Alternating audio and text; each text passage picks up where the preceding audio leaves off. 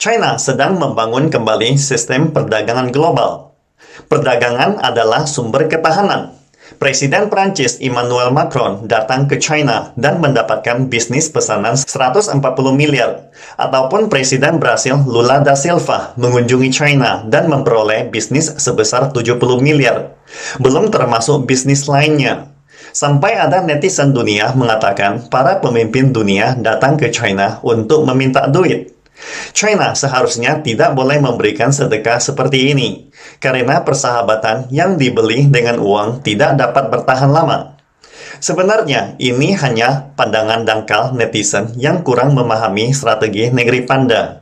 Singkatnya, China bukan membeli persahabatan dengan uang, melainkan sedang membangun kembali sistem perdagangan global.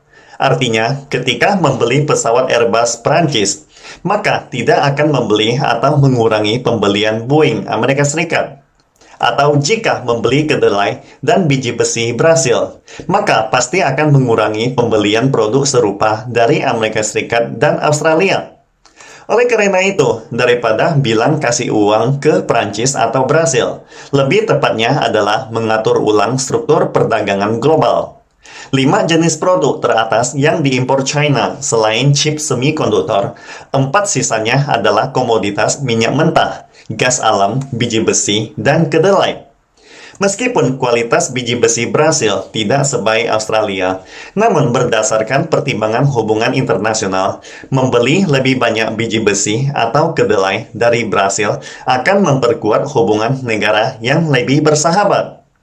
Oleh karena itu, pesanan 70 miliar ke Brasil sebenarnya memindahkan pesanan dari Australia dan Amerika Serikat, bukannya pesanan tambahan baru. Demikian pula halnya dengan pembelian pesawat Airbus Prancis. Pada tahun 1980-an, Jepang memimpin dunia dalam industri semikonduktor. Amerika Serikat segera melihat ancaman dan kemudian menggunakan cara politik menekan Jepang dengan mendukung Korea Selatan dan Taiwan. Akibatnya, perekonomian Jepang berdiam di tempat selama beberapa dekade. Inilah cara Amerika Serikat merekonstruksi pembagian kerja dunia. Dengan kata lain, ketika China mampu merestrukturisasinya, menunjukkan China sudah berada di puncak perdagangan global. Tingkat teratas perdagangan global bukanlah semikonduktor, melainkan komoditas spesifik, atau lebih tepatnya permintaan efektif. Mengapa dikatakan bahwa The Fed terus menaikkan suku bunga dolar setara dengan bunuh diri? Dikarenakan dulunya Amerika Serikat mampu mengendalikan ekonomi dunia dengan kebijakan moneternya berkat permintaan domestik Amerika Serikat sendiri. Hari ini, The Fed semakin menaikkan suku bunga di saat parahnya inflasi, justru membuat permintaan di Amerika Serikat melemah. Sementara China melakukan sebaliknya, meningkatkan impor besar-besaran untuk menstabilkan permintaan dunia. Dengan membandingkan keduanya, dunia telah tahu siapa yang harus didekati.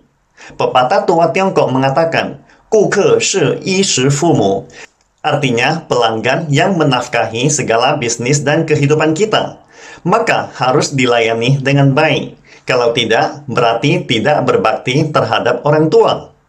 Jika Amerika Serikat terus menaikkan suku bunga dan konsumsi terus menyusut, seluruh dunia akan segera meninggalkan Amerika Serikat dan merangkul China. The Fed mungkin masih belum melihat ini. Sebaliknya, terus menatap data CPI yang kurang berguna. The Fed terlalu mengkhawatirkan belenggu kakinya, namun mengabaikan tujuan utama seharusnya.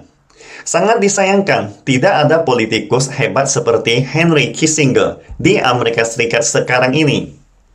Yang ada hanyalah sekelompok orang berpandangan pendek dan karnivora di atas panggung.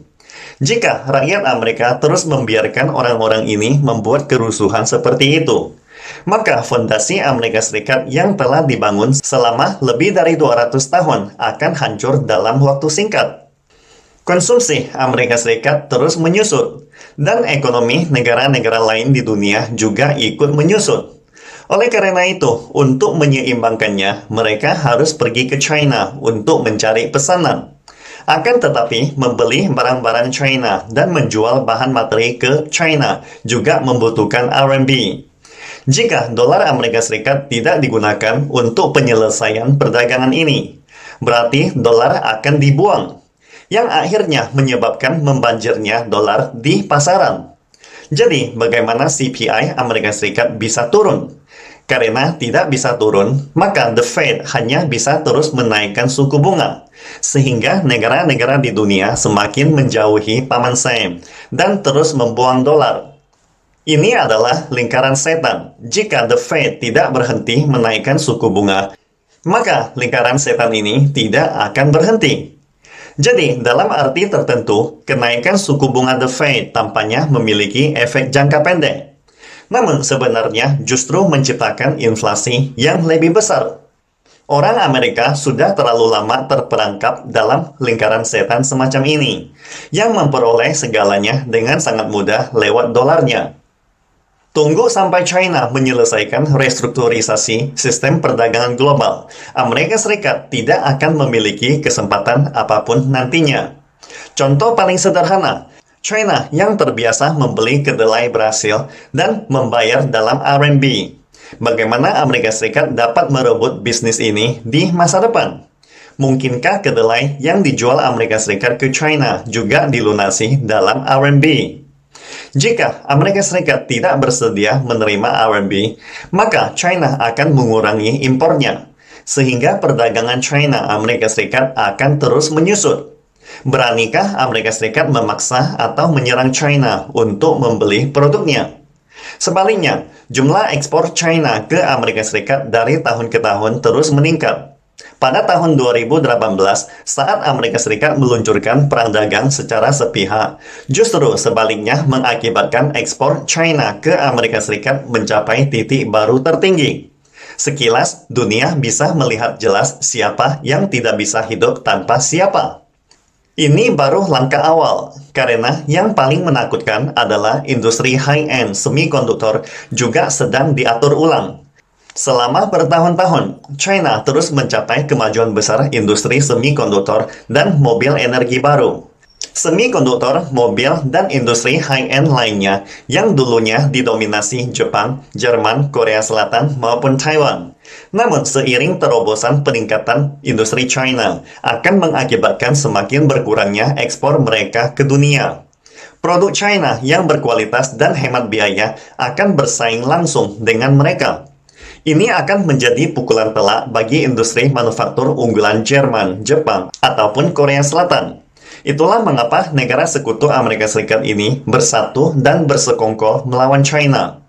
Coba Anda bayangkan, meremas pasar negara barat dalam hal industri kelas atas, kemudian mengatur ulang pemasokan bahan mentah sumber daya alam dari negara-negara bersahabat, atau membeli lebih banyak dari kem barat yang memiliki hubungan persahabatan yang lebih baik dengan China untuk industri high-end yang tidak bisa dielakkan. Setelah penyesuaian struktur seperti itu, sistem perdagangan global akan berubah seketika. Pada saat itu, bukan Amerika Serikat yang akan menendang China keluar dari sistem perdagangan global, melainkan sebaliknya, Amerika Serikat yang akan dipinggirkan atau diisolasikan oleh dunia. Pastikan Anda subscribe dan follow akun ini supaya senantiasa mendapatkan info terbaru tentang teknologi terkini AI berkaitan. Salam Indonesia Maju!